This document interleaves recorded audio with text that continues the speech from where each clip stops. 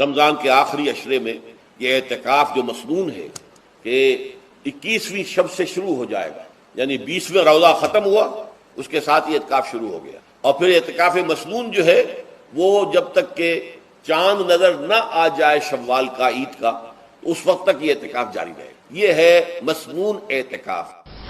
یہ آخری عشرے میں آدمی جو ہے اللہ کی چوکھٹ پر ہی جا کر بیٹھ جائے، اپنے معمولات کو توڑے۔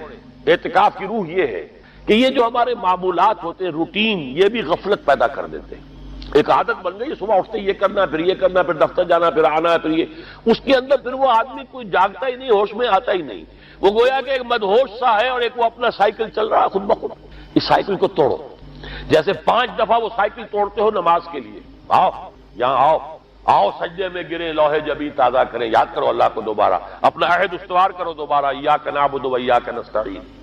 اسی طرح سال میں ذرا یہ 9-10 دن بھی ایک دفعہ توڑو اپنے روٹین کو، جاؤ وہاں ڈیرا لگا لو مسجد کے اندر اللہ کے در پر، سوائے جو ناگزیر حوائج انسانیہ ہیں، پیشاب وغیرہ کے لیے جانا ہے باہر جاؤ، وضو کرو، پھر آ کے بیٹھ جاؤ۔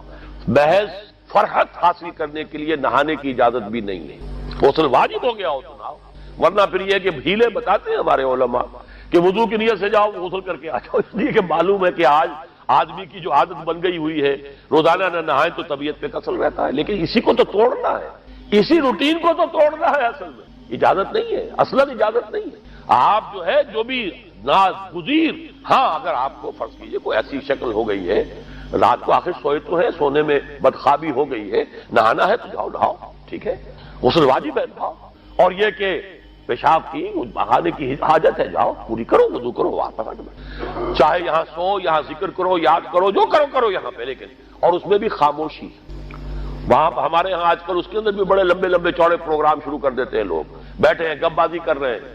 میں نے خود میدان عرفات میں لوگوں کو تاش کھیلتے دیکھا ہے، تاش عرفات میں نے سنا یہاں پر اعتکاف میں تاش کھیلے جاتے ہیں۔ آپ بالکل نوجوان چھوکرے فضیلت سنی اعتکاف کی، ویسے بھی گھر سے بھاگنے کو وہ جی چاہتا ہی ہے، کچھ دنوں کے لیے نکلے اس گھر سے، مسجد میں آ کے بیٹھ گئے، وہاں پہ گپے بھی ہو رہی ہے، لطیفہ بازی بھی ہو رہی ہے، تاش بھی کھیلے جاتے ہیں، یہ اعتکاف ہو رہا ہے۔ یہ اتنی ہلکی شے نہیں ہے اعتکاف، یہ تو اس عبادت کا، رمضان میں جو روح بیدار ہوتی ہے یہ اس کا کلائمیکس ہے، بہت بڑی عبادت، لیکن اس میں لو اللہ کے ساتھ لگے، لوگوں سے نہیں، تنہائی، غور و فکر، یا قرآن پڑھو، ذکر کرو، نوافل پڑھو، یا سوچو کچھ، جیسے حدیث میں آتا ہے وَأَن يَكُونَ نُطْقِي ذِكْرًا وَنَظَرِي عِبْرَةً وَسَمْتِي فِكْرًا، میرا دیکھنا ہو تو عبرت کا دیکھنا ہو کہ ہر شے سے میں سبق حاصل، اور میں بات کروں تو اللہ کے ذکر پر مبنی ہو میری بات، اور میں خاموش رہوں،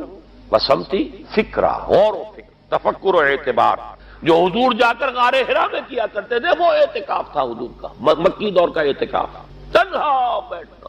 اور یہ روایت مجھے بعد میں معلوم ہوا کہ یہ بنو ہاشم میں یہ روایت تھی، حضور کے دادا بھی جا کر وہاں پر غار حرا میں بیٹھا کرتے تھے، یہ ان کی ایک خاندانی روایت چلی آ رہی، یہ جگہ تھی، اور وہ جگہ ایسی ہے عجیب سی، اب تو خیر بڑی بڑی عمارتیں حائل ہو گئی ہیں، ورنہ میں نے جب پہلا حج کیا تھا سن 62 میں تو میں نے اس وقت جا کر دیکھا تھا، واقعتاً سیدھا کعبہ نظر آتا وہاں، اور کچھ درمیان میں جیسے اس کو سلٹ لیمپ کہتے ہیں، وہ غار ہے ہی ایسی کہ سامنے ایک دراڑ سی بس کھلی ہوئی ہے، یہ اس کے اندر سے وہاں بیٹھ جائیے، سیدھی نگاہ خانہ کعبہ پر جاتی ہے، تو کعبے کا مراقبہ بھی کیا جا سکتا تھا وہاں بیٹھ کر، دیکھنا، کعبے کو دیکھنا عبادت ہے، اور پھر اس یکسوئی کے ساتھ، کوئی نہیں کعبے میں ہے تو نہ معلوم کیا کچھ اور ہو رہا ہے، لیکن یہ کہ وہاں تو آپ بیٹھے ہوئے، تو وہ اعتکاف، یہی اعتکاف حضرت موسیٰ نے کیا تھا 40 دن کا، تب تورات ملی تھی، یہی 40 دن کا روزہ کیا رکھا تھا، یہ اگرچہ قرآن میں مذکور نہیں ہے، حضرت موسیٰ کا تو قرآن میں مذکور ہے، حضرت عیسیٰ کا انجیل میں مذکور ہے، 40 روز کا روزہ اور اعتکاف پہاڑوں میں کیا جاتا،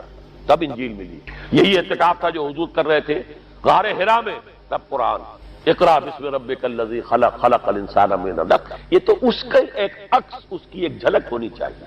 میں نے روح اعتکاف پر بھی ایک زمانے میں ایک تقریر کی تھی، میں نے دیکھا چھپی ہوئی تھی، اب پتہ نہیں کہیں اویلیبل ہے یا نہیں، ایک علیحدہ کتابچے کی شکل میں بھی تھی، ویسے عظمت سیام و قیام رمضان مبارک پر بھی میرا کتابچہ ہے، اور عظمت صوم، جس میں کہ پھر میں نے یہ انسان کے 2 وجود، اس کے بارے میں بھی خاصی وضاحت کے ساتھ گفتگو کی ہے، وہ بھی میرا کتابچہ ہے، شاید باہر اس پہ ہوں گے۔ تو فرمایا جب تم اعتکاف میں ہو تو ان کے ساتھ مباشرت نہیں کر سکتے، تلک حدود اللہ ہے، یہ اللہ کی حدود ہیں، فلا تقربوها، ان کے قریب مت جانا۔ قرآن مجید میں حدود اللہ کے لیے یا تو آتا ہے فلا تعتدوها، یہ اعتداء کہتے ہیں کسی حد کو کراس کر جانا، تجاوز کرنا، اور جہاں زیادہ احتیاط کی بات ہے وہاں فلا تقربوها، آخری حد کے قریب تک نہ چلے جانا، مبادا کہیں غلطی سے قدم جو ہے ادھر پڑ جائے۔ جیسے حضور نے حدیث کے اندر بیان فرمایا الا لکل ملک حمل، ہر بادشاہ کی ایک محفوظ چراگاہ ہوا کرتی تھی، اسی کے جانور اس میں چریں گے، کوئی رعیت میں سے کسی کی بھیڑ بکری، کسی کا کوئی جو ہے گھوڑا وہاں نہیں آ سکتا۔ اب اگر کسی کا گھوڑا یا کسی کی بھیڑ بکری چلی گئی، وہ مجرم ہو گیا، پکڑا جائے گا، گردن ماری جائے گی۔ تو حضور نے فرمایا کہ اللہ کی بھی ایک محفوظ چراگاہ ہے، اللہ کی حما کیا ہے؟ محارمہ، جو چیزیں اس نے تم پر حرام کر دی، ان کے قریب نہ جانا۔ تو دیکھو اگر کوئی چرواہا اپنی بھیڑوں بکریوں کو بالکل آخری حد تک لے جائے گا اس بادشاہ کی جو وہ حد ہے، تو اندیشہ ہے کہ بھیڑیں بکریاں کہیں ایک چھلانگ لگائے اور بادشاہ کی چراگاہ میں داخل ہو جائے، لہذا ذرا فاصلے پر رہا کرو۔ یہ ہے آخری حد تک نہ جاؤ بلکہ کچھ فاصلے پر رہو۔ فلا تقربوها، یہ اللہ کی حدود ہے تو ان کے قریب مت پھٹکو۔ کذالک یبین اللہ لکم آیاتہ للناس لعلہم یتقون، اسی طرح اللہ تعالی اپنی آیات لوگوں کے لیے واضح کر رہا تاکہ وہ بچیں، تقوی کی روش اختیار کریں، حدود الہی کا احترام کریں، اس میں کہیں تجاوز تو دور رہا، اس کے قریب بھی۔ ہندوؤں کے ہاں دو الفاظ بہت عام ہیں، گیان اور دھیان۔ گیان سے مراد ہے معرفت، علم، اور دھیان یہ ہے توجہ کرنا، میڈیٹیٹ کرنا، مراقبہ کرنا۔ اور یہ دو گویا کہ ان کے ہاں ان کی عبادات کے بڑے مستقل سلسلے تھے۔ اسلام میں بھی جو اعتکاف کی ایک شکل رکھی گئی، ایک تو اعتکاف مسنون کہلاتا ہے، وہ کسی بھی وقت، سال کے کسی بھی حصے میں کسی بھی وقت کچھ دیر کے لیے انسان نیت کر لے کہ مسجد میں داخل ہو کر بس اللہ کے ساتھ لو لگائے گا، کسی سے بات نہیں کرے گا، کسی سے متوجہ نہیں ہوگا، اللہ کو یاد کرے گا، مراقبہ کرے گا۔ اور وہ 1 گھنٹے کا بھی ہو سکتا ہے، 2 گھنٹے کا بھی ہو سکتا ہے، 1 دن کا بھی ہو سکتا ہے، 2 دن کا بھی ہو سکتا ہے۔ یہ ہے نفلی اعتکاف، جب بھی آدمی چاہے۔ بلکہ بعض حضرات جو ذرا زیادہ حساب کتاب کے دین کے معاملے میں بھی زیادہ حساب کتاب کو پیش نظر رکھتے ہیں، وہ یہ کرتے ہیں کہ مسجد کے لیے جب نماز کے لیے آتے تو اعتکاف کی نیت بھی ساتھ کر دیتے ہیں، تاکہ یہ وقت ان کا اعتکاف میں بھی شمار ہو جائے۔ میرا خیال ہے کہ یہ تو ذرا کچھ اللہ تعالیٰ کے ساتھ جو ہے کسی قدر کچھ وہ سودے بازی والی بات ہے کہ آپ آئے ہیں نماز کے لیے اور اس میں آپ اعتکاف کا بھی جو ہے، لیکن یہ کہ کسی اور وقت میں اگر آدمی کرتا ہے، اپنی مصروفیات سے، اپنے اور دھندوں سے نکل کر آتا ہے خاص طور پر اسی کام کے لیے، اور پھر وہ مسجد کے اندر مراقبہ کرتا ہے، بیٹھتا ہے، اللہ کو یاد کرتا ہے، تو یہ چیز یقیناً میں سمجھتا ہوں کہ وہ ایک بہت مفید شے بھی ہے، اور اللہ کے ہاں اس کا جو ثواب یقیناً ملے گا۔ جو مسنون اعتکاف ہے وہ ہے یہ آخری عشرہ جو رمضان مبارک کا ہے، کہ 20ویں روزے کی شام کو یعنی 21ویں شب سے قبل انسان مسجد میں داخل ہو جائے، اور پھر یہ ہے کہ وہ چاند دیکھ کر یا چاند کی جب خبر اور شہادت مل چکے تب نکلے۔ اس میں یہ بھی ممکن ہے کہ کوئی شخص دیر میں داخل ہو، 4 دن بعد، 2 دن بعد، 6 دن بعد۔ میں نے اپنی زندگی میں جو پہلا اعتکاف کیا تھا وہ سن 57 میں تھا، اپریل 57 میں، اپریل میں رمضان تھا، 4 دن کا اعتکاف کیا تھا۔ اس کے بعد خیر اللہ کا بڑا فضل رہا، بہت عرصے تک میں تقریباً ہر سال اعتکاف کرتا رہا مکمل۔ یہ جو اعتکاف ہے اب اس کے بارے میں ہے کہ اس کی اصل روح کیا ہے۔ دیکھیے زندگی کے بہت سے ہمارے معمولات ایسے ہوتے ہیں کہ جن میں ہم ایک روٹین کے طور پر بلا سوچے سمجھے عمل کرتے رہتے ہیں، اور ہر شخص کا ایک روٹین ہوتا ہے۔ طالب علم ہے، اسے معلوم ہے صبح اٹھنا ہے، ناشتہ کرنا ہے، بھاگنا ہے، دوڑنا ہے، کالج میں اسکول میں پہنچنا ہے، پھر وہاں کا روٹین شروع ہو جائے گا، پھر وہاں سے آئیں گے، بھاگیں گے، دوڑیں گے، کھانا کھائیں گے، پھر کوئی اگر سیر کرنی ہے، کوئی کھیلنا ہے وغیرہ وغیرہ۔ تو آج یہ کوئی گم سا ہو جاتا ہے روٹین میں، اور اس میں سوچنے کا، کوئی غور و فکر کرنے کا، کسی بھی عمل کا ارادہ کرنے کی نوبت نہیں آتی، وہ خود بخود ہی ہوتا ہے روٹین۔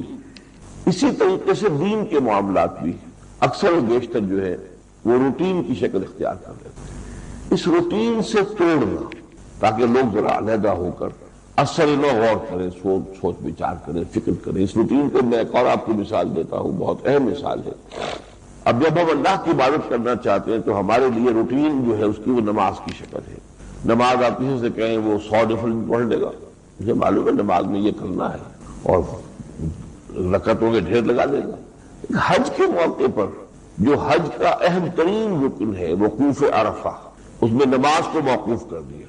وقوف عرفہ سے پہلے ظہر اور عصر کی نماز علیحدہ ادا کر کے پھر داخل ہوتے ہیں میدان میں.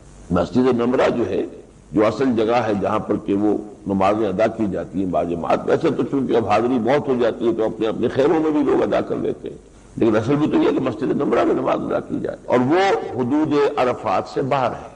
گویا کہ عرفات میں داخلہ نہیں ہے نماز کے ساتھ، نماز پڑھ کے ظہر اور عصر کی تب داخل ہو، اور پھر اگرچہ سورج غروب ہو چکا ہوتا ہے میدان عرفات میں، اس کے بعد روانگی ہے تو مغرب کا وقت ہے بالکل، لیکن مغرب کی نماز پڑھنے کی اجازت نہیں ہے. اب جاؤ مزدلفہ، اب مزدلفہ یہ بھی ہو سکتا ہے کوئی 1 گھنٹے میں پہنچ جائے، کوئی 2 گھنٹے میں پہنچے، 4 میں پہنچے، ہجوم ہوتا ہے، طوفان ہوتا ہے، وہاں جا کر مغرب اور عشاء جمع کر کے پڑھو.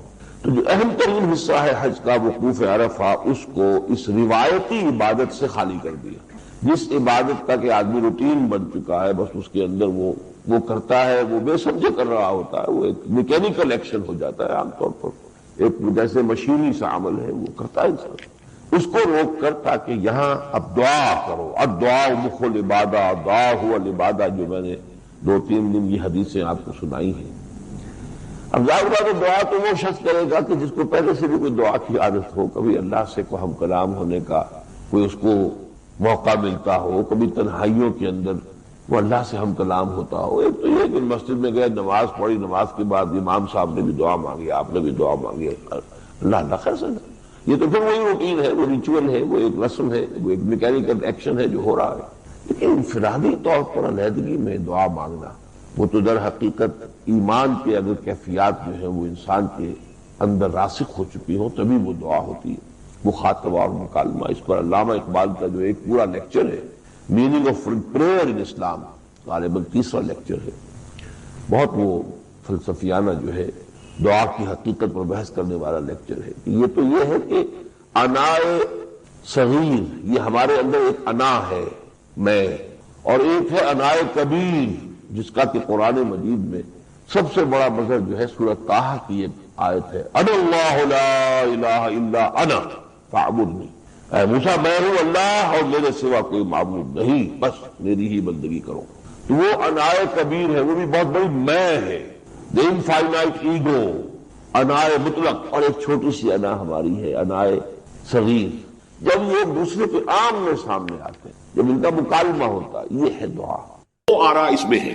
ایک تو یہ کہ آغاز نزول جو ہوا محمد رسول اللہ صلی اللہ علیہ وسلم پر وہ لیلۃ القدر میں ہوا، اور وہ ماہ رمضان مبارک میں ہے. گویا کہ اس کو تعبیر کیا گیا کہ ہم نے اس کو نازل کیا لیلۃ القدر میں، یا رمضان کا مہینہ وہ ہے جس میں قرآن نازل کیا. ایک دوسرا مفہوم کہ جو صحیح تر ہے اور زیادہ اس پر اجماع ہے وہ یہ ہے کہ انزال کا مصدر جب آتا ہے، انزل ینزل انزالاً، یہ باب افعال کا خاصہ ہے، کوئی کام دفعتاً کر دینا. اور جب باب تفعیل میں وہی مصدر آئے گا، نزل ینزل تنزیلاً، اس کے معنی ہوں گے رفتہ رفتہ تدریجاً ایک کام کو کرنا. تدریج کا لفظ بھی اسی تفعیل کے باب سے، جس کی ایک بڑی اہم مثال ہے اعلام اور تعلیم. اعلام کسی کو کوئی چیز بتا دینا، اب اس کی سمجھ میں آئی یا نہیں آئی وہ جانے، ہمارا کام تھا بتا دینا. ایک ہے تعلیم، بڑے اہتمام کے ساتھ محنت کر کے کوئی چیز سمجھانی ہے، پھر یہ بھی دیکھنا ہے یہ بات سمجھ میں آ گئی تو اگلی بات سمجھاؤں، اس کے اندر درجہ بدرجہ جو ہے اس کو علم دیا جا رہا ہے، یہ تعلیم. تو قرآن مجید میں نزول کے لیے یہ دونوں چیزیں آئیں، رمضان مبارک اور لیلۃ القدر یا لیلہ مبارکہ، اس میں آتا ہے باب افعال. شہر رمضان الذی انزل فیہ القرآن انا انزلناہ فی لیلۃ القدر انا انزلناہ فی لیلۃ مبارکۃ. لہذا یہ ہے پورے قرآن مجید کا لوح محفوظ سے، یا جس کو کتاب مکنون کہا ہے سورہ واقعہ میں، یا جسے انہو فی ام الکتاب لدینا لعلی الحکیم کہا گیا، ام الکتاب، وہاں سے پورا قرآن نازل کر دیا گیا سمائے دنیا تک. یہ لیلۃ القدر میں ہو گیا. یہ وہی سمائے دنیا ہے جس کے بارے میں وہ حدیث بھی آتی ہے کہ اللہ تعالیٰ ہر رات کو اس کے آخری جو ساعتیں ہیں اس میں نزول فرماتا ہے سمائے دنیا تک. اور پھر ایک پکارنے والا پکارتا ہے، حل من سائل فأعطیہ، ہے کوئی مانگنے والا کہ میں اسے دوں، عطا کروں. حل من مستغفر فاغفر لہ، ہے کوئی استغفار کرنے والا، معافی چاہنے والا، مغفرت چاہنے والا کہ میں اسے بخش دوں. اسی سمائے دنیا تک قرآن مجید پورا کا پورا گویا کہ نازل کر دیا گیا جملۃ واحدہ یہ سمائے دنیا تک لیلت مبارکہ میں یا لیلت القدر میں جو ماہ رمضان مبارک کی ایک شب ہے۔ البتہ وہاں سے حضرت جبرائیل علیہ الصلوۃ والسلام تھوڑا تھوڑا کر کے اس کو نازل فرماتے رہے حضور پر، اور یہ ترتیب نزولی ہے حضور کی دعوت و تحریک کے تقاضوں کے مطابق، جبکہ جو اصل ہے لوح محفوظ میں اور کتاب مکنون میں اور ام الکتاب میں وہ ترتیب وہ ہے جس کے ساتھ کہ پھر حضور نے اس کو مرتب کر دیا اللہ تعالیٰ کے حکم سے، ان علینا جمعہ وقرآنہ فاذا قرأناہ فاتبع قرآنہ انزل فیہ القرآن، اور قرآن کیا ہے؟ ہدی للناس وبینات من الہدی والفرقان، یہ بن کر آیا ہے لوگوں کے لیے ہدایت ہے۔ اب یہاں نوٹ کیجئے ذرا ایک تقابل آئے گا، اسی سورہ بقرہ کے شروع میں فرمایا گیا ہے قرآن کے بارے میں الف لام میم ذالک الکتاب لا ریب فیہ ہدی للمتقین، یہ ہدایت ہے متقیوں کے لیے۔ یہاں فرمایا ہدی للناس، تمام انسانوں کے لیے، تو اس میں مطابقت کیا ہے، تطبیق کیسے ہے؟ وہ یہ ہے کہ قرآن مجید اپنی جگہ پر فی نفسہ ہی علی مقامہ ہی تمام انسانوں کے لیے ابد الآباد تک کے لیے یہ ہدایت ہے، رہنمائی ہے، عوام کے لیے بھی خواص کے لیے، عام لوگ ان پڑھ جاہل ان کے لیے بھی، اور بڑے سے بڑے حکیم اور فلسفی اور دانا اور سائنسدان کے لیے بھی۔ اپنے دور میں جب کہ قرآن نازل ہوا اس وقت کے عوام و خواص کے لیے بھی، اس وقت بھی دنیا میں بڑے بڑے فلسفی تھے، ایران میں، ایران کی ایرانی قوم کی تو گھٹی میں فلسفہ اور منطق پڑی ہوئی تھی، لیکن ان کے لیے بھی ہدایت نامہ قرآن ہی تھا، عام بدوؤں کے لیے بھی ہدایت نامہ قرآن تھا۔ پھر یہ کہ آج اس صدی کے اندر علامہ اقبال جیسی شخصیت، انہیں بھی تو آخر کار جو تسکین حاصل ہوئی ہے ان کے علم کی، جو پیاس بجھی ہے وہ تو قرآن سے بجھی۔ انہوں نے اپنے فلسفے کے لیے بھی سورس جو ہے فلسفہ خودی کے لیے سورہ حشر کی ایک آیت کو معین کیا، تو اس حوالے سے یہ ہے تو اپنی جگہ ہدی للناس۔ البتہ اس سے استفادے کی شرط لازم تقویٰ ہے۔ ظاہر بات ہے کہ بھینس کے آگے بین بجائیں تو بھینس کو تو کوئی فائدہ نہیں۔ ابو جہل کو قرآن سے کوئی فائدہ نہیں ہو سکا، ابو لہب کو کوئی فائدہ نہیں ہو سکا، لیکن جس کے دل میں طلب ہوگی، جو چاہے گا کہ ہاں وہ جاننا چاہتا ہوں کہ حقائق کیا ہیں، میں جاننا چاہتا ہوں سیدھا راستہ کون سا ہے، جس کے اندر یہ پیاس ہے، وہ اس کے لیے جو ہے قرآن مجید اس کے لیے ہدایت نامہ ہے، وہ متقین جو ہے ان کے لیے ہے۔ اور اس میں دیکھیے اب ایک ربط جڑ گیا، روزے کی عبادت کی غرض معین ہوئی تھی لعلکم تتقون، اور تقوی شرط ہے قرآن سے استفادے کے لیے، لہذا رمضان مبارک کا مہینہ کہ جس میں قرآن نازل کیا گیا اس میں روزے کی عبادت فرض کر دی گئی تاکہ یہ دونوں چیزیں جڑ جائیں، روزے کے ذریعے سے تقوی پیدا ہو اور اس تقوی کی پونجی لے کر ایک انسان کھڑا ہو رات کو اور وہ قرآن مجید کی تلقی کی کوشش کرے۔ تلقی کے معنی کیا ہے؟ لقا، ملنا، ملاقات کرنا، اسی سے ملاقات باب مفعلہ ہے، ملاقات، اور اسی تلقی تفاعل کے بدل پر کوئی چیز حاصل کرنا۔ آپ قرآن کو حاصل کرنا چاہتے ہیں لیکن اس کے حصول کے لیے تقوی شرط ہے۔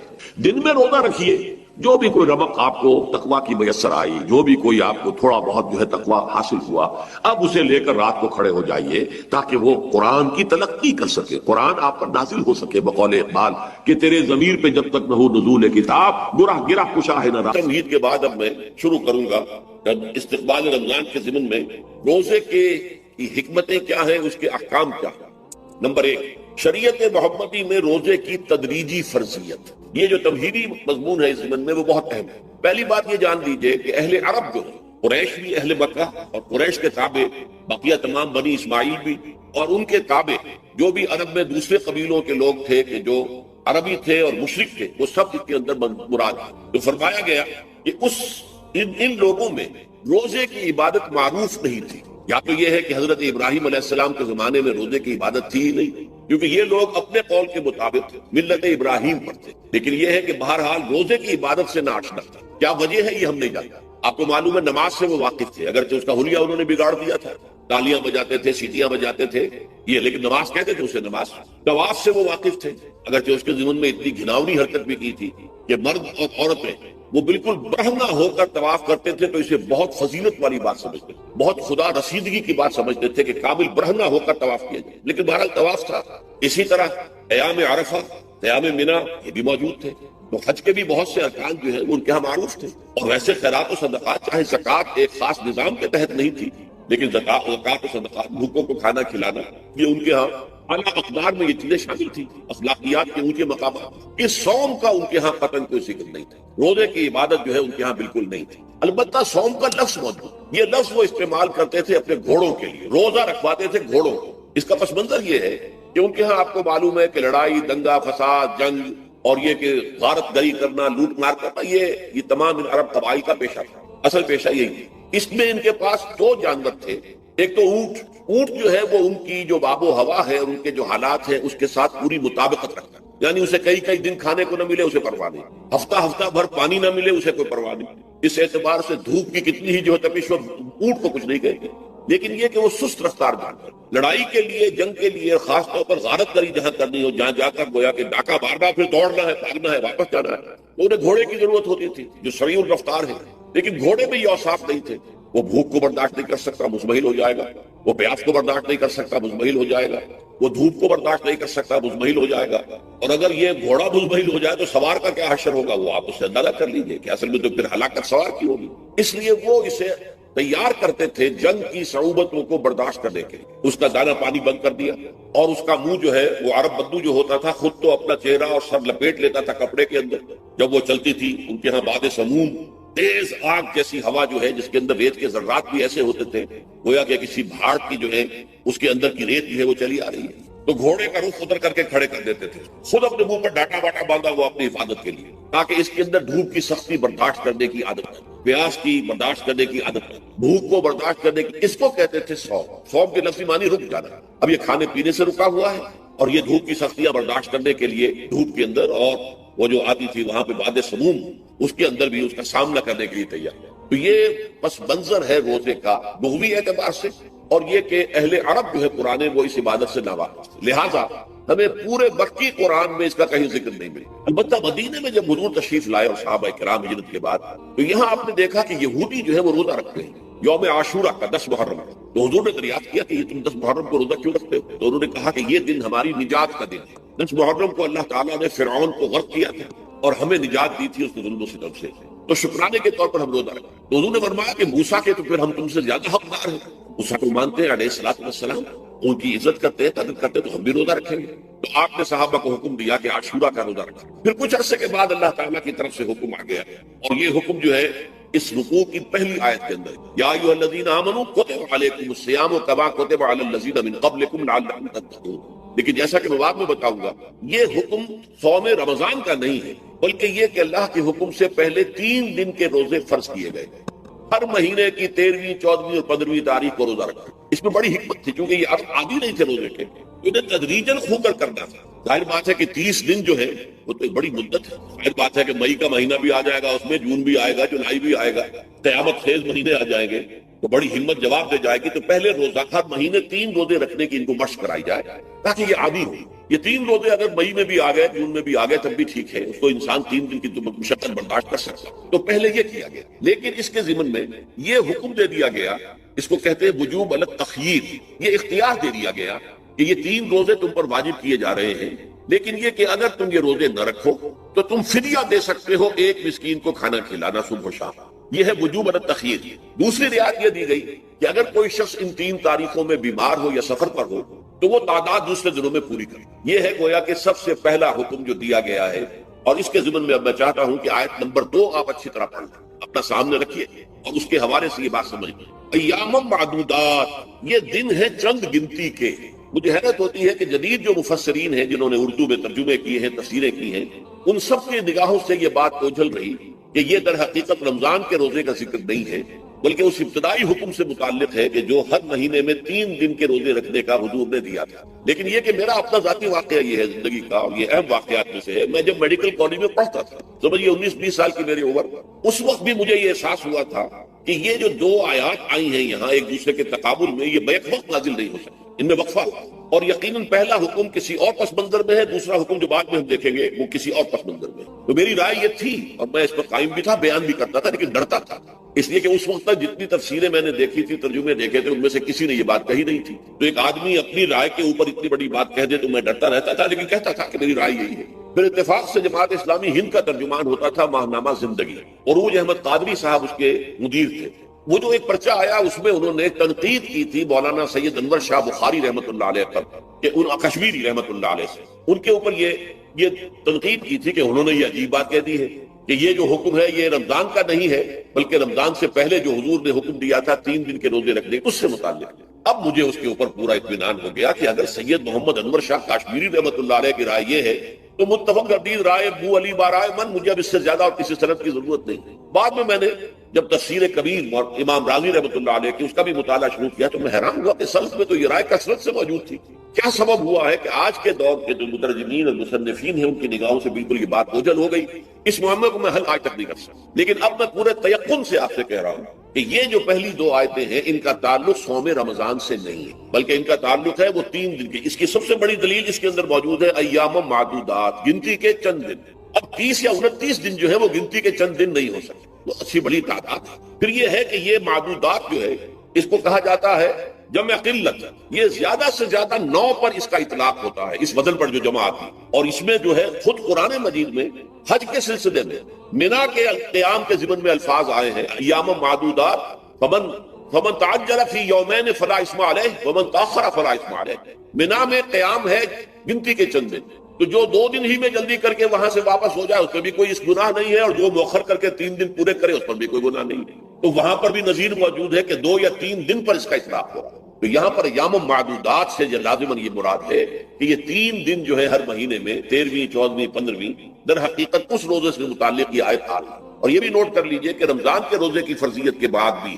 حضور کا معمول اور آپ کے صحابہ کا اور جو بھی ہمارے ہاں اتباع کرتے ہیں حضور صلی اللہ علیہ وسلم کا نوافل میں بھی ان کا یہ معمول ہے. ہر مہینے میں یہ 3 روزے حضور بعد میں رکھتے تھے اور آپ کے بہت سے صحابہ رکھتے تھے، اور آج بھی ہمارے ہاں بہت سے لوگ جو دیندار ہیں اور جن کے اندر یہ جذبہ ہے اتباع سنت کا وہ کرتے ہیں. 13ویں 14ویں اور 15ویں تاریخوں کا ان کو ایام 20 کہتے ہیں. اس کی راتیں روشن ہوتی ہیں، 13ویں رات 14ویں رات 15ویں رات.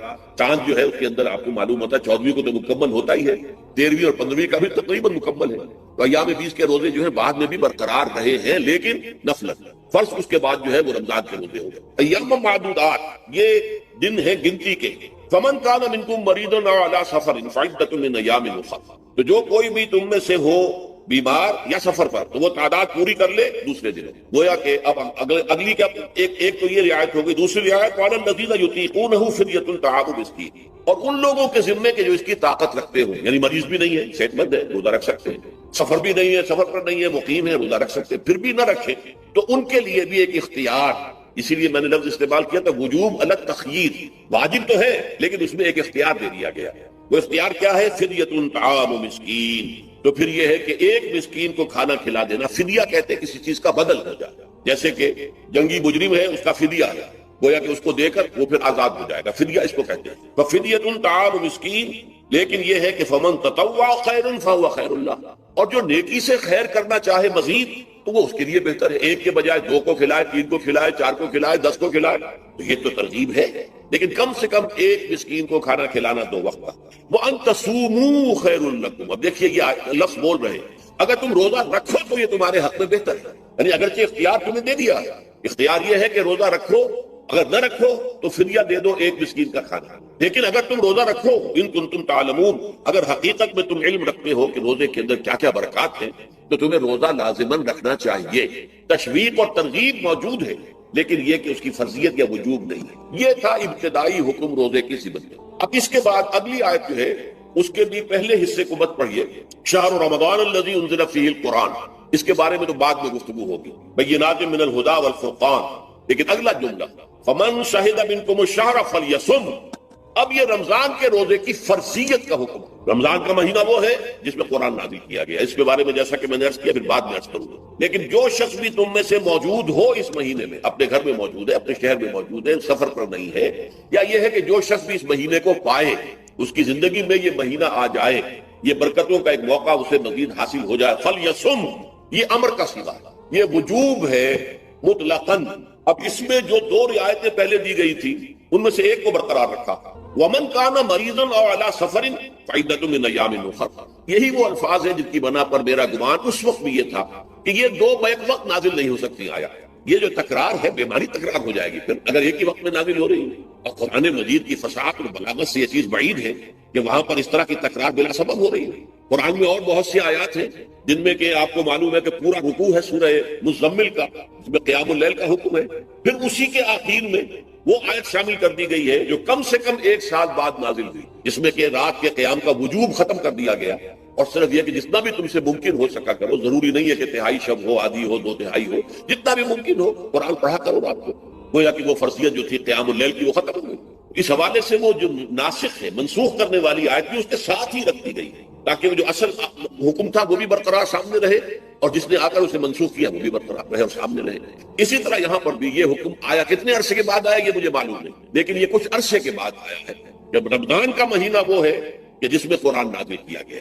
اب جو شخص بھی اس مہینے کو پائے اس پر لازم ہے کہ اس کے روزے رکھے. ہاں من کان مریضا او علی سفر، جو شخص ہو مریض بیمار ہو یا سفر پر ہو، فعدۃ من ایام اخر، تو وہ تعداد پوری کر لے دوسرے دنوں میں. یرید اللہ بکم اليسر ولا یرید بکم العسر، اللہ تمہارے ساتھ آسانی چاہتا ہے، سختی نہیں چاہتا. یہ اصل میں کیوں کہا ہے اس کی وجہ سمجھ لیجئے. آج بھی آپ کو اپنے ہاں ایسے لوگ مل جائیں گے جن کا تقویٰ کا تصور اتنا غلط ہو گیا ہے کہ 104 درجے کا بخار ہے، روزہ چھوڑنے کو تیار نہیں. بھلے آدمیوں، اللہ نے تمہیں ایک رخصت دی ہوئی ہے تو خام خواہ اپنے اوپر یہ شدت کیوں لے رہے؟ لیکن لیتے روزہ چھوڑنے کو تیار، روزہ قضا نہیں. سفر پر جا رہے ہیں، روزہ قضا کرنے کو تیار نہیں. ایک موقع پر ایک غزوے کے دوران ایسا ہوا کہ کچھ لوگوں نے روزہ رکھا ہوا تھا، لیکن وہ اتنے یوں سمجھیے مزمحل ہو گئے کہ جب پڑاؤ پر پہنچے تو جن کا روزہ نہیں تھا انہوں نے تو بڑی چاق و چوبند طریقے سے خیمے نصب کیے، سارا بندوبست کیا، اور یہ جا کر بے سود ہو کر بے ہوش ہو کر گر پڑے.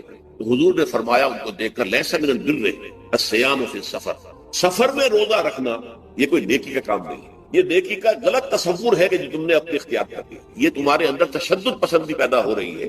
دین کے احکام میں جو مقصد ہے وہ کیا ہے؟ یرید اللہ بکم اليسر ولا یرید بکم. اسی پر عمل کرتے ہوئے حضور نے فرمایا کہ جو بھی علماء دین ہیں یا جو رہنمایان دین ہیں ان کا کام کیا ہے؟ آپ نے فرمایا یسروا ولا تعسروا، دیکھو آسانیاں پیدا کرو، سختیاں پیدا نہ کرو. دین میں سختیاں پیدا کرنا بھی وہ اسر اور اغلال بن جاتا ہے کہ جس کو رفع کرنے کے لیے اور جس سے لوگوں کو، یہودیوں کو اور تمام اہل کتاب کو نجات دینے کے لیے اللہ تعالیٰ نے اپنے رسول محمد صلی اللہ علیہ وسلم کو بھیجا. وَيَضَعُ عَنْهُمْ إِصْرَهُمْ وَالْأَغْلَالَ الَّتِي كَانَتْ عَلَيْهِمْ، کہ جہاں وہ نیکی کا حکم دیتے ہیں، بدی سے روکتے ہیں، پاکیزہ چیزوں کو حلال ٹھہراتے ہیں اور خبیث چیزوں کو، ناپاک چیزوں کو حرام قرار دیتے ہیں، وہیں پہ لوگوں کے اوپر سے وہ بوجھ بھی ختم کرتے ہیں کہ جو انہوں نے خام خواہ کے اوپر لاد دیا. تو ان میں سے یہ بھی ہے کہ یہ نیکی کا کام نہیں ہے کہ آپ سفر میں ہیں اور روزہ رکھ رہے ہیں. یرید اللہ بکم اليسر ولا یرید بکم العسر ولتکملوا العدۃ، لیکن یہ بات واضح رہے کہ اب تمہارے لیے تعداد کو پورا کرنا لازم ہے. یہ نہیں ہے کہ آپ اس کی جگہ پر فدیہ دے دیں تو بات پوری ہو جائے گی. نہیں، روزے کی تعداد آپ کے رمضان میں 2 روزے 3 روزے چھوٹ گئے بیماری کی وجہ سے، ٹھیک ہے، لیکن دوسرے دنوں میں اس کی قضا دینی لازم ہے. وہ روزے رکھنے جو ہے آپ پر لازم ہے، ان کا کوئی بدل جو ہے وہ فدیہ نہیں ہو سکتا. البتہ یہ نوٹ کر لیجئے، یہ حکمت نبوی ہے کہ یہاں اگرچہ وہ فدیہ کا حکم جو ہے گویا کہ بظاہر قرآن مجید کے الفاظ سے محسوس ہوتا ہے کہ مطلقاً منسوخ ہو گیا، لیکن حضور نے اس کو خاص حالتوں میں باقی رکھا ہے. کوئی شخص اتنا بوڑھا ہو چکا ہے یا خاتون اتنی بوڑھی ہو چکی ہے کہ دن بھر کا فاقہ جو ہے اس میں اندیشہ ہے کہ کہیں ہلاک نہ ہو جائے. کوئی مریض ہے، مرد ہے یا عورت ہے، وہ ڈائبٹیز کی مریضہ ہے، اس کو وہ شوگر کا مرض ہے اور وہ اس کو برداشت نہیں کر سکتی، شوگر لیول بہت نیچے ہو جائے تو موت واقع ہو سکتی. کوئی ایسا مریض ہے جس کو مرض سے شفا پانے کی اب کوئی امید ہے ہی نہیں کہ میں مرض سے شفا پا جاؤں گا یا پا جاؤں گی تو اس کے بعد میں روزہ مکمل کر دوں گی. نہیں، ایسے لوگوں کے لیے حضور نے اس رعایت کو برقرار رکھا کہ ایسے لوگ اگر ایک مسکین کو کھانا کھلا دیں تو یہ فدیہ بن جائے. لیکن جو بھی شخص صحت مند ہو اور صحت کی توقع رکھتا ہو اور جو شخص بھی طاقت رکھتا ہو روزے کا قضا کر دینے کا، اس کے لیے لازم ہے کہ روزوں کی قضا. وَلِتُكْمِلُوا الْعِدَّةَ وَلِتُكَبِّرُوا اللَّهَ عَلَى مَا هَدَاكُمْ، اور تاکہ تم اللہ کی کبریائی کا اعلان کرو اس چیز پر کہ جو اس نے تمہیں ہدایت عطا فرمائی. اب اس کا ایک تو ظاہر ہے کہ جب روزے ختم ہوتے ہیں عید الفطر میں تکبیر، اضافی تکبیرات کے ساتھ 2 رکعتیں ہیں جو ہم ادا کرتے ہیں. احناف کے نزدیک 6 اضافی تکبیرات ہیں اور اہل حدیث کے نزدیک 12، لیکن تکبیرات ہیں اضافی. اور یہ کہ جاتے ہوئے اور آتے ہوئے عید کے لیے آپ جا رہے ہیں تو تکبیرات پڑھتے ہوئے جائیے، واپس آ رہے ہیں تکبیر پڑھتے ہوئے آئیے. اور یہ بھی کہ جاتے ہوئے راستہ کوئی اور، آتے ہوئے راستہ کوئی اور اختیار کیجئے تاکہ پورا شہر، پوری بستی جو ہے تکبیر کی آواز سے گونجے. یہ ظاہر ہے. باطن اس کا کیا ہوگا؟ اللہ کی کبریائی کا اعلان کرو، اللہ کی کبریائی کو نافذ کرنے کی کوشش. جب اللہ نے تمہیں ہدایت دے دی ہے، تمہیں اپنے دین حق سے نواز دیا، تمہارا فرض ہے کہ اس کو قائم کرو، اس کے لیے جد و جہد کرو، اس کے لیے تن من دھن لگاؤ، اس کے لیے جان و مال سے جہاد کرو. وَلِتُكَبِّرُوا اللَّهَ عَلَى مَا هَدَاكُمْ وَلَعَلَّكُمْ تَشْكُرُونَ، اور تاکہ تم واقعتاً شکر کرو. اس پر بھی گفتگو بعد میں ہوگی. یہ حکمت صوم کے حوالے سے ہے یہ لفظ. اس کے بعد جو ہے ایک آیت چھوڑ کر پھر اگلی 5ویں آیت پڑھیے. یہ ہے تکمیلی احکام. ابتدائی احکام آ گئے، نمبر 2 میں صوم رمضان کا حکم آ گیا. نمبر 3 پر ہوا کیا تھا کہ جب روزوں کا حکم دیا گیا تو چونکہ مثال آپ نے رکھی تھی یہود کی کہ یہود جو ہے عاشورہ کا روزہ رکھتے ہیں، تو ہم بھی کیوں نہ رکھیں، مسلمانوں تم بھی رکھیں. اس سے گمان یہ کیا گیا کہ جو احکام یہود کی شریعت میں ہے روزے کے، شاید وہی ہماری شریعت میں بھی ہے. اور ان کی شریعت میں یہ تھا کہ رات کو سو گئے تو روزہ شروع ہو گیا، اور وہ روزہ اب نہ کوئی سحری ہے نہ رات میں کے دوران کوئی میاں اور بیوی جو ہے وہ ہم بستری کر سکتے ہیں، بلکہ یہ کہ وہ روزہ صبح سے لے کر پھر جب رات کے بعد صبح آئے گی، صبح سے پھر دوپہر اور شام اور غروب آفتاب پر جا کر روزہ ختم ہو، گویا کہ کم و بیش 20 گھنٹے کا روزہ یا 21 گھنٹے کا روزہ، کیونکہ اگر غروب آفتاب کے 3 گھنٹے کے بعد آدمی سو گیا تو وہاں سے جو روزہ شروع ہوا ہے تو غروب آفتاب پر اگلے روز جو ہے وہ ختم ہوگا تو ہو جائے گا 20-21 گھنٹے کا روزہ۔ یہ روزے کا حکم لوگوں نے سمجھا، اس کی صراحت کوئی نہیں تھی، لیکن لوگ جو ہے کیونکہ صراحت منفی بھی نہیں تھی مثبت بھی نہیں تھی، لہذا وہ رات کے وقت میں جب دن ہوتے تھے روزوں کے، ان کی راتوں میں وہ اپنی جو بھی ایک طبیعی ضرورت ہے جو ہم بستری ہے میاں اور بیوی کی، شوہر اور بیوی کی، وہ کر گزرتے تھے جذبات کے اندر جو بھی اس وقت ان کی احتیاج ہوئی، دل میں کھٹک رہتی تھی کہ پتہ نہیں ہم نے یہ صحیح کام کیا نہیں کیا، غلط کیا، تو اس سے یہ کہ ظاہر بات ہے کہ پھر قرآن مجید اسے قرار دے رہا ہے اپنے آپ سے خیانت کرنا۔ جب انسان اپنے ضمیر کے خلاف کوئی بات کر رہا ہو تو چاہے وہ بات صحیح ہے لیکن وہ اسے گناہ سمجھ کے کر رہا ہے تو اس نے تو گناہ کیا، وہ اپنے آپ سے تو خیانت کر رہا ہے۔ ایک شخص ہے وہ بکری کا گوشت کھا رہا ہے لیکن سمجھتا یہ کہ یہ سور کا گوشت ہے، تو اس نے تو سور ہی کا کھایا نا، اس نے بکری کا تو نہیں کھایا، لیکن اس نے سمجھا یہ کہ یہ سور کا گوشت اور کھا رہا ہے۔ تو اس حوالے سے ایک دغدغہ سا دل میں رہتا تھا، پریشانی تھی۔ تو اب جو یہ 5ویں آیت ہے، طویل ترین آیت ہے اس سلسلے کی، اس میں روزے کے تکمیلی احکام آ گئے جو ابدی ہیں، آج تک قائم ہیں اور قیامت تک قائم رہیں گے۔ فرمایا احل لکم لیلۃ الصیام الرفث الی نسائکم، اے مسلمانوں روزے کی راتوں میں تمہارے لیے حلال کر دیا گیا ہے اپنی بیویوں سے اپنی خواہش کا پورا کرنا۔ رفث الی نسائکم ہن لباس لکم وانتم لباس لہن، وہ تمہارے لیے بمنزلہ لباس ہے، جیسے لباس کے اور انسان کے بدن کے درمیان کوئی حجاب نہیں ہے، ایسے ہی شوہر اور بیوی کے درمیان بھی کوئی حجاب نہیں رہتا۔ ہن لباس لکم وانتم لباس لہن، اور ویسے بھی ایک معنی میں کہ جیسے لباس آپ کو گرمی کی شدت سے بچاتا ہے، ورنہ ہو سکتا ہے کہ تیز دھوپ جو ہے جو عرب میں ہوتی تھی وہ تو آپ کی کھالوں کو جلا دے، تو یہ حفاظت کا ایک ذریعہ بھی ہے۔ اسی طریقے سے شوہر کے لیے بیوی اپنی عفت و عصمت کو برقرار رکھنے کے لیے ایک ذریعہ کہ کہیں حرام میں منہ نہ مارے، بیوی موجود ہے، حلال ذریعے سے اپنی خواہش پوری کرے، اور بیوی کے لیے شوہر اسی طریقے سے ایک ڈھال بن جاتا ہے کہ اسے خام خواہ ادھر ادھر دیکھنے کا کوئی خیال بھی کبھی نہ آئے، اس کی جو بھی نفسانی خواہش ہے اس کی شوہر پورا کر رہا ہے۔ تو اس اعتبار سے بھی ہن لباس لکم وانتم لباس لہن، علم اللہ انکم کنتم تختانون انفسکم، اللہ کے علم میں ہے کہ تم اپنے آپ سے خیانت کر رہے تھے۔ اس کی وضاحت تو پہلے کرتے کہ دل میں یہ دغدغہ تھا کہ یہ حرام کام کر رہے ہیں، یہ گویا کہ اپنے آپ سے خیانت، اللہ سے بغاوت نہیں تھی۔ کیوں کہ اللہ تعالیٰ کی طرف سے تو حکم تمہیں معلوم تھا ہی نہیں ابھی، آیا اس کی اجازت ہے یا نہیں ہے، لیکن اپنے آپ سے تو خیانت کر رہے ہو، تم یہ سمجھ رہے تھے کہ یہ نہیں ہونا چاہیے، یہ گویا کہ ممنوع ہے اور کر رہے تھے، تو اس کو کہا کہ تم اپنے آپ سے خیانت کر رہے تھے۔ علم اللہ انکم کنتم تختانون انفسکم فتاب علیکم، تو اللہ نے تم پر اپنی رحمت اور مغفرت کے ساتھ توجہ فرمائی، یعنی جو کچھ اب تک ہو چکا ہے اسے اللہ نے معاف کر دیا، اسے صاف کر دیا، کلین سلیٹ۔ اب تمہارا جو اعمال نامہ ہے اس میں اس طرح کا اگر کوئی عمل درج ہو گیا ہے تو اللہ نے صاف کر دیا، وعفا عنکم، اور تمہیں معاف بھی کر دیا۔ فالآن باشروہن، تو اب تم ان کے ساتھ جو بھی تعلق زن و شو ہے اس کو اختیار کر سکتے ہو۔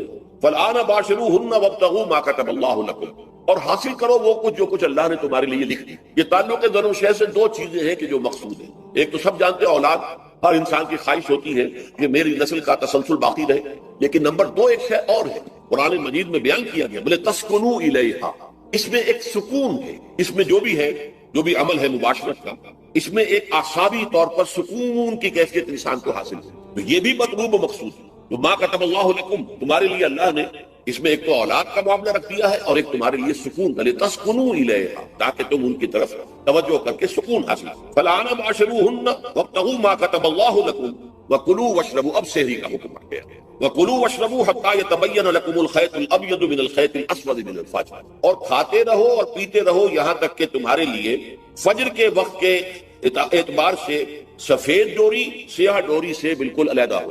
اصل میں اس کو بعض صحابہ نے تو سمجھا کہ یہ لغوی معنی اس کے لیے لیے کہ آپ اپنے تکیے میں ایک سفید دھاگا رکھ لیا ایک کالا رکھ لیا، اور دیکھتے رہتے تھے جب یہ سفید اور کالا علیحدہ علیحدہ نظر آنے لگے تو پھر روزے کا رکھنے کا وقت شروع ہو چکا اور اب کھانا پینا بند کر دیا۔ فرمایا کہ یہ مراد نہیں ہے، یہ جب پاؤں پھٹتی ہے اس کے اندر ایک سفید سی لکیر جو ہے افق کے اوپر آتی ہے، یہ ہے مراد کہ وہ جو سفید لکیر ہے وہ ظاہر ہو جائے اور وہ رات کے اختتام کا گویا کہ ایک اعلان اور علم بن جائے۔ تو وَكُلُوا وَاشْرَبُوا، اب اس کی جو ہے بڑی تاکید کی گئی ہے، تَسَحَّرُوا فَإِنَّ فِي السُّحُورِ بَرَكَةً، سحری ضرور کیا گیا اور یہ در حقیقت برکت کا ذریعہ۔ یہ بھی آپ نے فرمایا ہمارے اور یہود کے روزے کے مابین جو فرق ہے وہ سحری ہے، یہ سحری، کیونکہ روزہ جو ہے وہ फजर से लेकर गुरूब आफताब तक है, तुलुए आफताब से नहीं, फजर से, जबकि वो सफेदा सहर जिसको हम कहते हैं नमूदार हो जाए, तुलुए आफताब का भी 1.5 घंटे बाद होगा, लेकिन उस वक्त जो है रोजा शुरू, गुरूब आफताब का खत्म। इस हवाले से इससे पहले खाना पीना, और इसमें भी फरमाया गया कि बाद लोग बहुत ज्यादा एहतियात करते हैं, वो सही नहीं है। इसलिए कि फजर के लिए अजान जब देते थे तो उसमें बाद हजरात जरा जल्दी करते थे, हुजूर ने फरमाया कि नहीं देखो ये जरा जल्दी कर देते हैं, अगर तुम में से किसी के हाथ में प्याला है, अभी वो कुछ खा रहा है, अजान हो गई है, तो वो अपना प्याला पूरा कर ले। इसमें भी तशद्दुद की जरूरत है, जैसे कि इससे पहले हम पढ़ चुके यस्सिरू वला तुअस्सिरू, युरीदुल्लाहु बिकुमुल युस्रा वला युरीदु बिकुमुल उस्र, अल्लाह तुम्हारे साथ आसानी चाहता है, सख्ती नहीं चाहता। तो इसी तरह फरमाया वकुलू वशरबू हत्ता यतबय्यन लकुमुल खैतुल अब्यदु मिनल खैतिल अस्वद मिनल फज्र सुम्मा अतिम्मु सियाम इलल लैल, फिर अब रोजे को पूरा करो रात तक। इलल लैल में फिर बड़ी बहसें हुई है। इस लफ्ज की मुनासबत से अहले तशय्यो इसके कायल है कि जबकि खूब अंधेरा हो जाए, लेकिन अहले सुन्नत का इजमा है कि गुरूब आफताब इससे मुराद है, इसलिए कि आगाज रात का गुरूब आफताब के साथ। और इसमें भी अहादीस के अंदर आया है कि ताजील करनी चाहिए।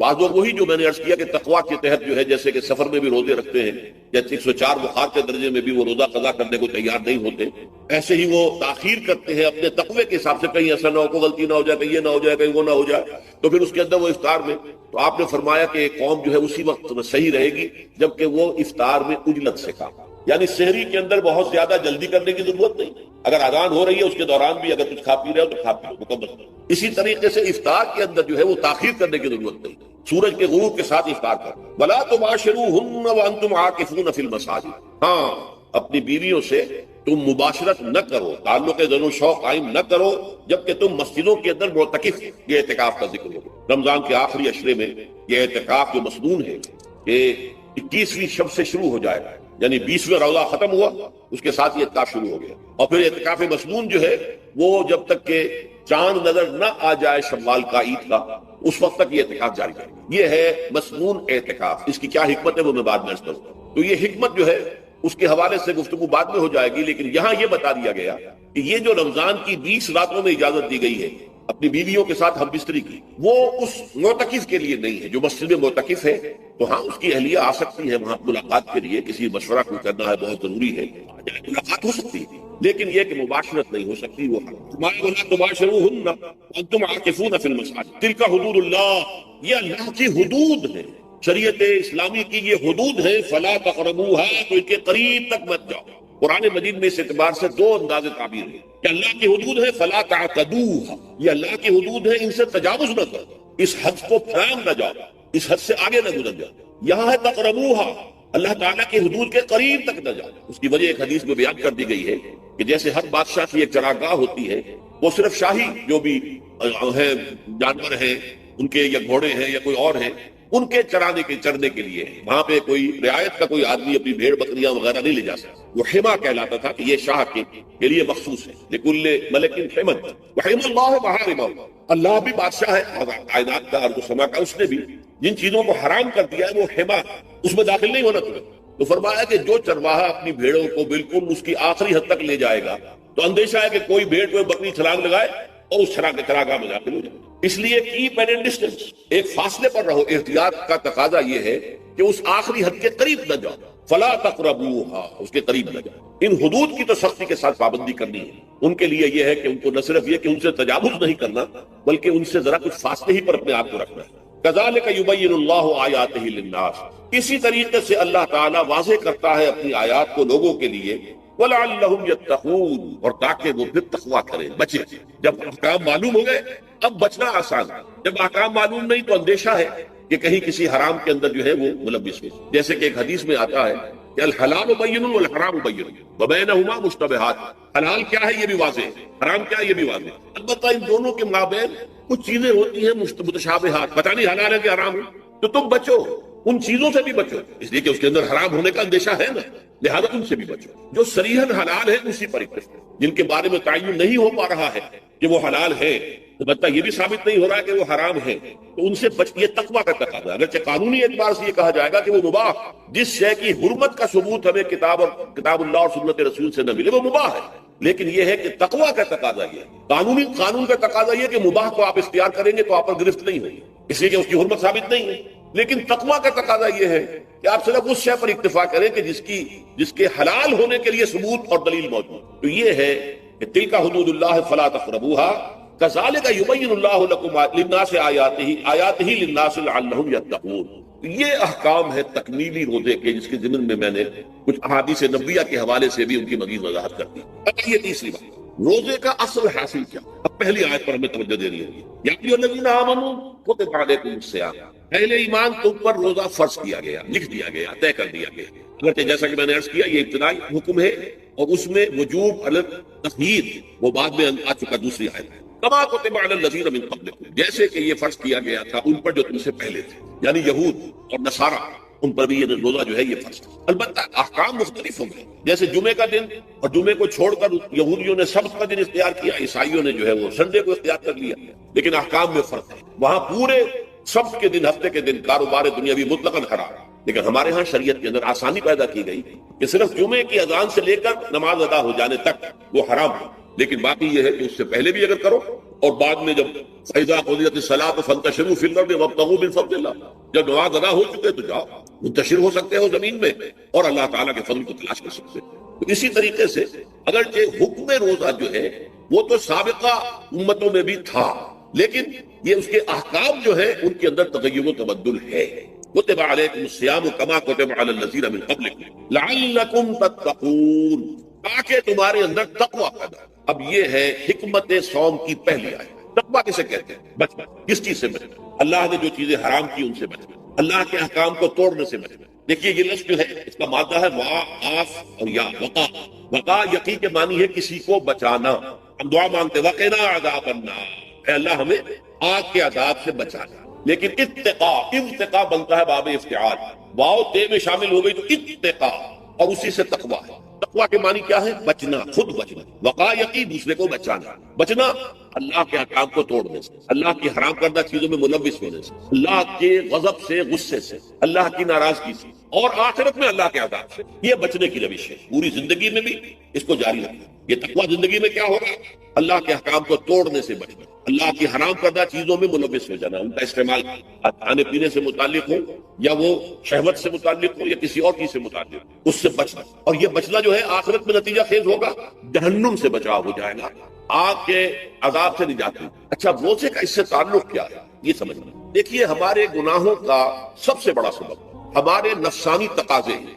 हम एक हैवान भी हैं और हैवान से बढ़कर भी कुछ है, वो मैं बात में अर्ज करूं। लेकिन हैवान तो है, जैसे हर हैवान को कुछ खुराक की जरूरत है, हमें भी जरूरत है। हर हैवान को बकाए नस्ल का मामला जिनसी है, वो हमारा भी है।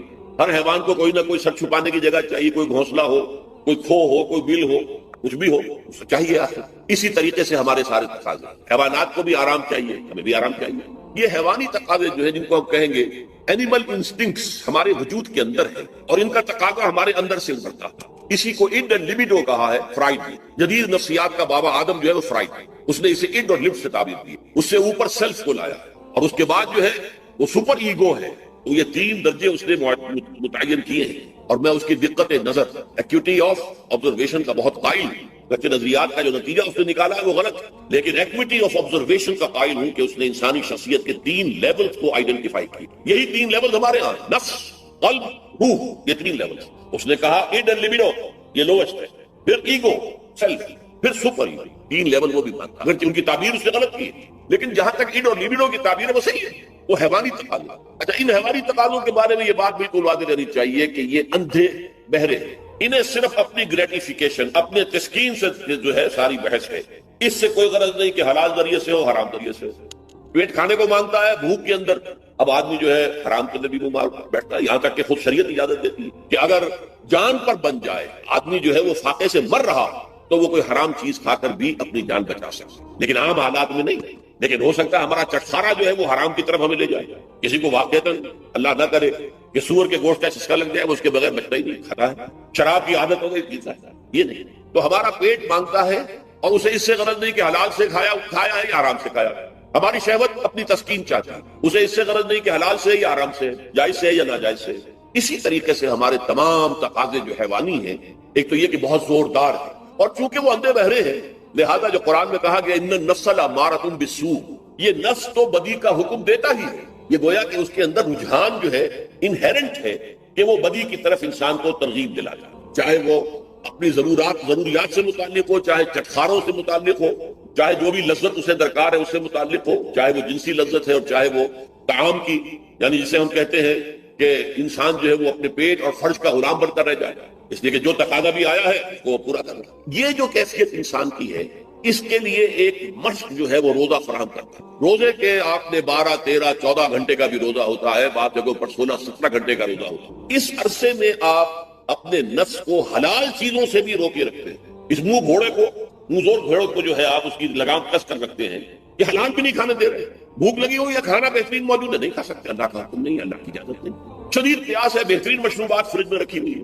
نہیں کھا سکتے، نہیں پی سکتے، جائز نہیں ہے، حالانکہ حلال ہے، حرام نہیں ہے، بیوی موجود ہے، یا جیسے کہ لونڈیوں کا معاملہ ہوتا تھا لونڈی موجود ہے، لیکن نہیں، آپ اپنی شہوت جو ہے وہ اس سے پوری نہیں کر سکتے۔ یہ پابندیاں نفس کے اوپر لگانا، یہ ایک مشق، یہ ایک ریاضت ہے۔ اس ریاضت کا حاصل یہ ہونا چاہیے کہ انسان بقیہ 11 مہینوں میں اپنے آپ کو حرام سے تو بچائے نا، یہاں وہ حلال سے رکا ہوا اللہ کے حکم سے، کہ حلال چیز بھی نہیں کھا رہا، دن بھر نہیں پی رہا، دن بھر نہیں اپنی کوئی شہوت پوری کر رہا، دن بھر حلال ذرائع سے بھی، تو اس سے اس کے اندر یہ ایک اس کو ہم کہیں گے سیلف کنٹرول پیدا ہو جائے، اپنے نفس کو قابو میں کر لے۔ یہ گویا کہ اس کا سب سے پہلا اس روزے کی ریاضت، روزے کی مشق کے حوالے سے یہ اس کی حکمت ہوئی کہ اس سے کے ذریعے سے انسان میں سیلف کنٹرول پیدا ہو جائے، ضبط نفس۔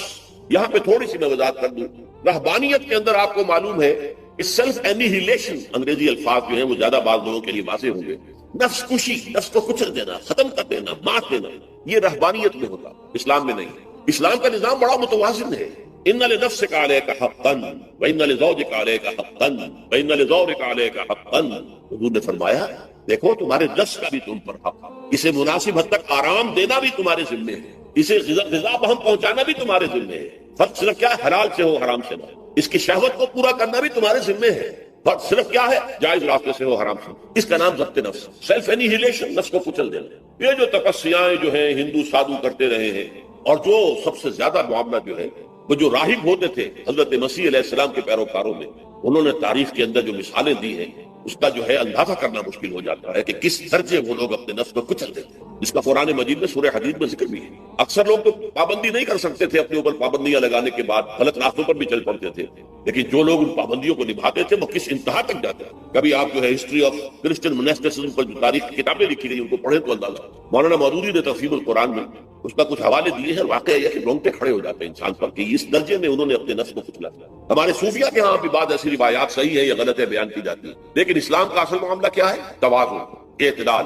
تمہارے نفس کا بھی تم پر، ان لنفسک علیک حق، تمہاری بیوی کا بھی تم پر حق ہے، وان لزوجک علیک حق، تمہارا جو بھی کوئی ملاقاتی آئے، کوئی دوست ہے، اس کا بھی زورک علیک حق، زیارت کرنے کے لیے کوئی آیا اس کا بھی حق ہے، ان کے حقوق ادا کرو۔ حضرت عبداللہ ابن عمرو بن العاص رضی اللہ تعالی عنہما صحابہ کرام میں اس اعتبار سے بہت ممیز تھے کہ ان پر عبادت جو ہے، عبادت گزاری کا اتنا غلبہ ہو گیا تھا، ہر روز روزہ رکھتے تھے اور رات کو پوری رات کھڑے رہتے تھے۔ حضور کو اطلاع دی گئی، حضور نے طلب کیا فوراً، آپ نے فرمایا یا عبداللہ الم نخبر، کیا ہمیں یہ خبر نہیں دی گئی انک تصوم الدہر تقوم اللیل، کہ تو ہمیشہ رات کو کھڑا رہتا اور ہر روز روزہ رکھتا ہے۔ ظاہر بات ہے حضور کے حضور میں جھوٹ کیسے بولتے ہیں، اس سے بھی جھوٹ بولنے کا سوال نہیں صحابہ کے لیے، تو عرض کیا بلا یا رسول اللہ، یہ تو صحیح ہے، فرمایا لا تفعل فإن لنفسك عليك فإن لزوجك عليك فإن لزورك عليك۔ ارے نفس کا بھی روزہ رکھو بھی اور افطار بھی کرو۔ بہترین روزہ جو ہے وہ حضرت داؤد علیہ السلام کا تھا، ایک دن روزہ رکھتے تھے، ایک دن افطار، لیکن یہ ہے کہ آپ ہفتے میں 2 دن روزے حضور کے ہیں، سوموار کو اور جمعرات کو، مہینے میں 3 روزے، یہ ہے اس میں گویا کہ سنت پر عمل بھی ہو جائے، لیکن یہ کہ ہمیشہ روزہ، بلکہ یہاں تک کہا گیا ما صام من صام الدہر، جو ہمیشہ روزہ رکھتا ہے انہیں کوئی روزہ رکھا ہی نہیں۔ کیا مطلب؟ یہ تو اس نے اپنی ہیبٹس بدل لی ہیں، ہیبٹس ہو گئی ہے یہ کہ سارا دن بھر نہیں کھانا، صبح کھانا شام کو کھانا، بس یہ تو اس نے اپنی ہیبٹ بدل لی ہے، روزہ ہیبٹ بن گیا۔ ما صام من صام الدہر، جس نے ہمیشہ روزہ رکھا انہیں کوئی روزہ رکھا ہی نہیں، اس لیے کہ روزہ تو در حقیقت اس شخص پر شاخ گزرتا ہے جس کو عادت ہے دن میں کھانا کھانے کی، اس کو دن کے اندر 3 کھانے کھانے کی عادت ہے، تبھی تو وہ شاخ گزرے گا۔ اگر وہ عادت ہی آپ نے بدل لی ہے تو ظاہر بات ہے کہ پھر روزے کی جو برکت ہے وہ تو ظاہر نہیں ہوئی۔ تو بہرحال اس اعتبار سے غور کیجئے کہ یہ پہلا حکم جو ہے روزے کا، لعلکم تتقون، تاکہ تمہارے اندر تقوی پیدا ہو جائے، اپنے نفس پر کنٹرول پیدا ہو۔ اس کو یوں سمجھیے کہ یہ ایک بڑا منہ زور گھوڑا ہے، ہمارا جو نفس ہے، ہمارا جو جسم ہے، حیوانی نظام، اس پر ہماری خودی یا ہماری انا یا ہماری ایگو یا ہمارا سیلف یہ اس پر حکمران ہے، اس کا گھوڑے کا سوار ہے۔ اب اگر گھوڑا منہ زور ہے اور سوار کے قابو میں نہیں ہے تو کیا نتیجہ نکلے گا؟ اب وہ گھوڑے کے اختیار میں ہے سوار صاحب کی جان جو ہے، وہ جا کر پٹخ دے کہیں، کسی کھائی میں گرائے، کسی اور جگہ گرائے، وہ تو گویا کہ اس کے رحم و کرم پر۔ ہاں اگر سوار تکڑا ہے اور سوار نے جو ہے گھوڑے کو قابو میں کیا ہوا، اس کی رانوں میں بھی جان ہے، دبایا ہوا گھوڑے کو اپنی رانوں کے درمیان، تو ظاہر بات ہے کہ اب یہ گھوڑا جو ہے بہت بڑی ایسٹ ہے اس کی۔ اب گھوڑا ادھر جائے گا جدھر سوار نہیں جانا چاہے گا، سوار اپنے مقصد اپنی منزل تک پہنچے گا گھوڑے کے ذریعے سے، اور اگر برس ہے جیسا کہ میں عرض کر چکا ہوں تو وہ سوار جو ہے وہ گھوڑے کے رحم و کرم کرے گا۔ یہی معاملہ ہے۔ ہماری خودی یا ہماری انا یا ہمارا ایگو، یہ در حقیقت یہ راکب ہے، اور ہمارا وجود حیوانی یہ مرکب ہے، یہ گھوڑا۔ اگر ہم قابو یافتہ ہوں اپنے اس گھوڑے کے اوپر تو یہی جسم ہمارے لیے ایک بہت بڑا ایسٹ ہے۔ ہاتھوں سے نیکی کمائیں گے، پاؤں سے نیکی کمائیں گے، آنکھوں سے نیکی کمائیں گے، کانوں سے نیکی کمائیں گے، یہ ساری نیکیاں کمانے کا ذریعہ ہے۔ تلاوت قرآن سن رہے ہیں تو کانوں کی نیکی ہو رہی ہے، قرآن دیکھ کر پڑھ رہے ہیں تو آنکھوں کی نیکی